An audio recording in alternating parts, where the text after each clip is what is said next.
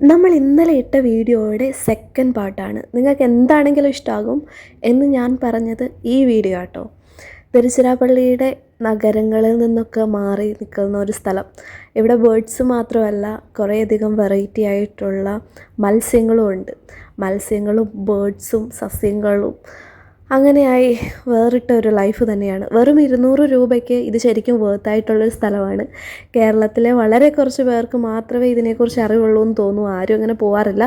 പക്ഷേ നിങ്ങളുടെ പൈസയ്ക്ക് വേർത്തായിട്ടുള്ള ഒരു സ്പേസ് ആട്ടോ ഇവിടെ.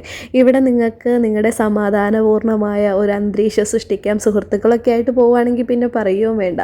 ആ ഒരു ലൈഫ് ശരിക്കും വേറെ കേട്ടോ. ഈ ഒരു വെക്കേഷൻ ടൈമിൽ എല്ലാവർക്കും പോകാൻ പറ്റിയ ഒരു സ്ഥലം. ട്രെയിൻ കയറി പോയാൽ വളരെ തുച്ഛമായ കാശ് മാത്രമേ ആകുന്നുള്ളൂ താനും. പുരാതനമായിട്ടുള്ള ഒരുപാട് ക്ഷേത്രങ്ങളും നമുക്കിവിടെ കാണാൻ കഴിയുന്നതാട്ടോ. ഇവിടുത്തെ ഈ ബേർഡ് സാങ്ച്വറിയിലേക്ക് പ്രവേശിക്കുമ്പോൾ തന്നെ നമ്മുടെ കാലൊക്കെ നമ്മൾ ക്ലീൻ ആക്കിയിട്ടുണ്ടാകണം, കൈയൊക്കെ കഴുകിയിട്ടുണ്ടാകണം. അതിനുശേഷം മാത്രമേ നമ്മൾ അതിനുള്ളിലേക്ക് കടത്തി വിടുകയുള്ളൂ കേട്ടോ. കൂടാതെ അവർക്ക് ഫീഡ് ചെയ്യാൻ വേണ്ടിയിട്ടുള്ള കുറച്ച് ഫുഡും നമ്മുടെ കയ്യിൽ തരും. ആ ഫുഡ് കഴിക്കാൻ വേണ്ടിയിട്ടാണ് അവർ നമ്മുടെ അടുത്തേക്ക് വരുന്നത്.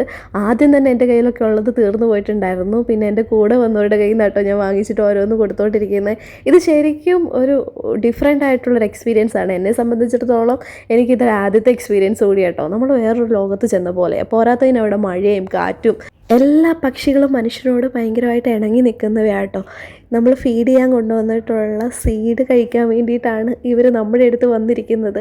നമ്മളോടുള്ള സ്നേഹം കൊണ്ട് കൂടിയൊന്നും അല്ല കേട്ടോ. പക്ഷേ ഇവിടെ വർക്ക് ചെയ്യുന്നവരുണ്ടല്ലോ, അവരോട് ഇവർക്ക് ഭയങ്കര കാര്യമാണ്.